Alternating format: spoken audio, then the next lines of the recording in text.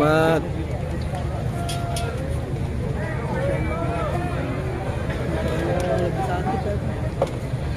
Allahumma salli wa sallim ala Sayyidina Muhammad. Allah Allah Allah.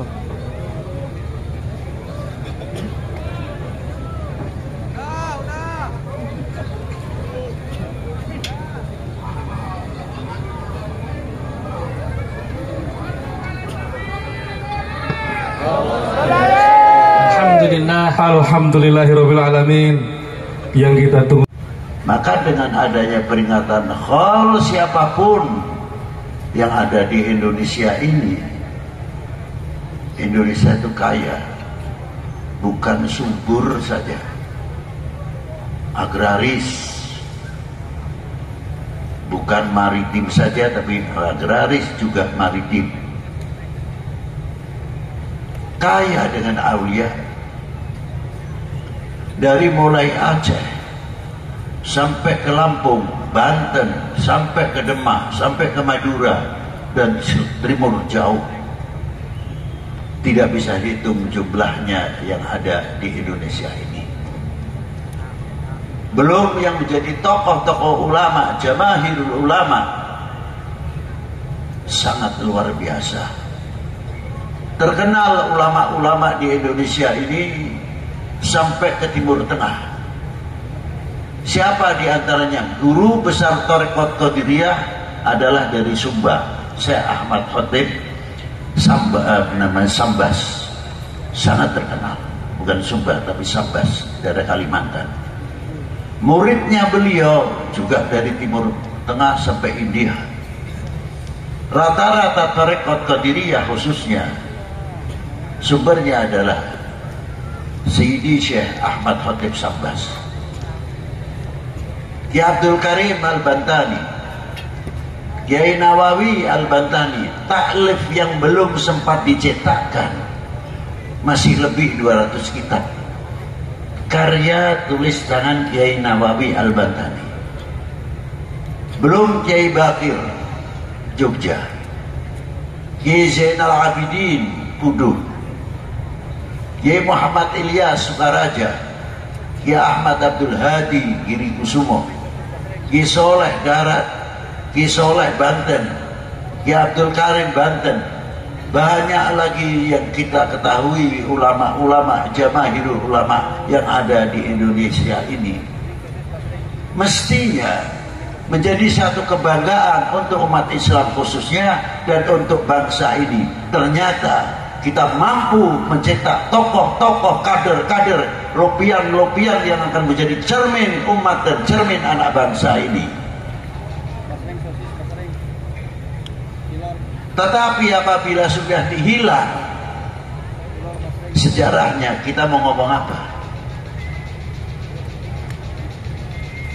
Mau menceritakan ini makam yang ziarah ramai, terkadang di Kholin.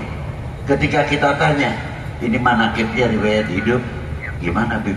Si saya dengar cuma kiainya saja, Masya Allah ini orangnya. Tapi belajarnya dari mana, nggak paham saya. Karena apa? Tidak tertulis, tidak terbiasakan tertulis. Coba, itu diantaranya. Belum lagi yang lain-lain, tokoh-tokoh ulama yang ada di Indonesia ini. Maka dari itu dengan adanya hal peringatan untuk mengenang jasa para beliau. Apakah beliau hanya cukup mengajar? Apakah beliau hanya cukup beribadah untuk dirinya sendiri? Tidak.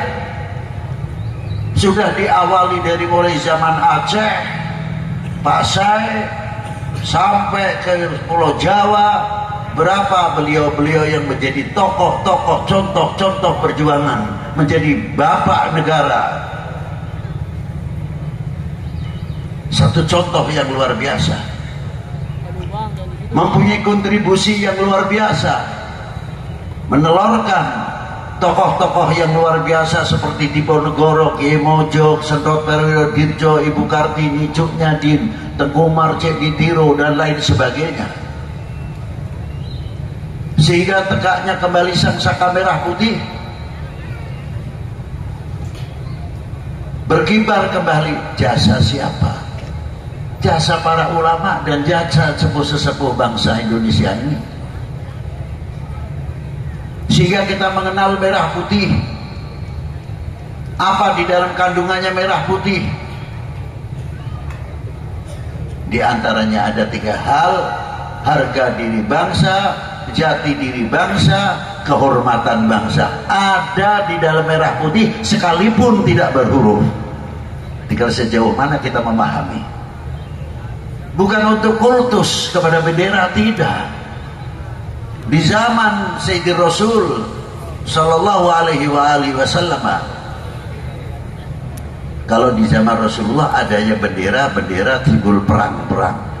Jadi kayak kalau sekarang benderanya tank sendiri, yang bagian meriam sendiri, infanteri sendiri. Di zaman Rasulullah sudah ada begitu. Di zaman itu pun dijaga setiap pembawa bendera 4 orang. Jangan sampai bendera itu jatuh ke tanah.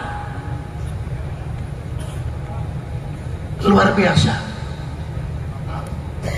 Kalau ke panah atau ke tombak salah satu penjaga yang bawa bendera, cepat diraih, jangan sampai ke tanah. Terus begitu dan bagi estafet.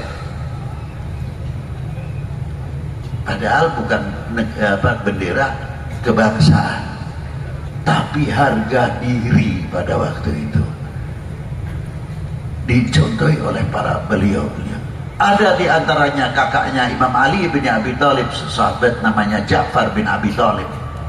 Kakinya sudah putus, tangannya sudah putus, berlumur darah, tapi sempat menjaga bendera tersebut dengan lehernya supaya tidak menyentuh tanah.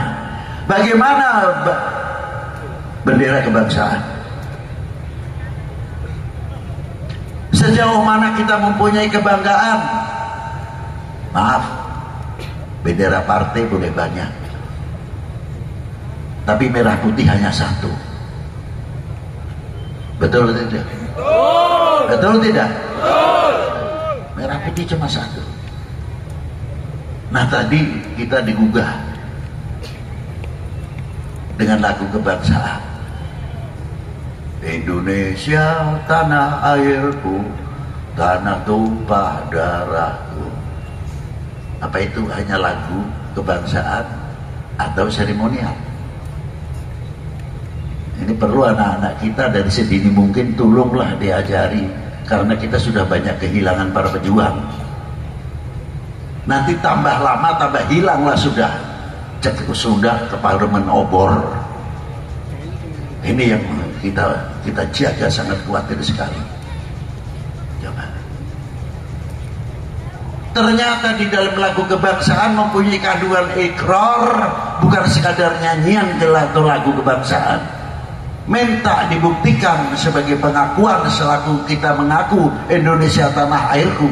Apakah dalam lagu, apakah dalam kehidupan kita mempunyai kefanatikan selaku anak bangsa Indonesia yang tidak mudah tergoyahkan dan merasa handal beni, merasa memiliki kepada republik ini, bukan sekadar memiliki bentuknya dari Sabang sampai Merauke saja, tapi apa yang ada di Indonesia ini, dari buah-buahan, dari pertanian dan lain sebagainya. Sejauh mana kita merasa memiliki apa yang ada? Kalau mampu kita merasa memiliki dan menghargai, insya Allah untuk ekonomi di Indonesia tidak lama tertanggulangi. Karena apa? Kami telah mengucapkan Indonesia tanah airku. Apa yang ada di dalam Indonesia milikku. Ekonomi milik kita semuanya, pertanian milik kita semuanya. Semangat akan menanamkan di dalam dunia pertanian dan dalam dunia ekonomi, karena untuk menunjukkan Indonesia tanah airku, bukan pepesan kosong. Silahkan semuanya, kami ulang kembali rekan-rekan semuanya terkait tim Banser, Ansor dan lain-lainnya, semuanya untuk bisa membantu hidangan santap malam segera langsung diedarkan.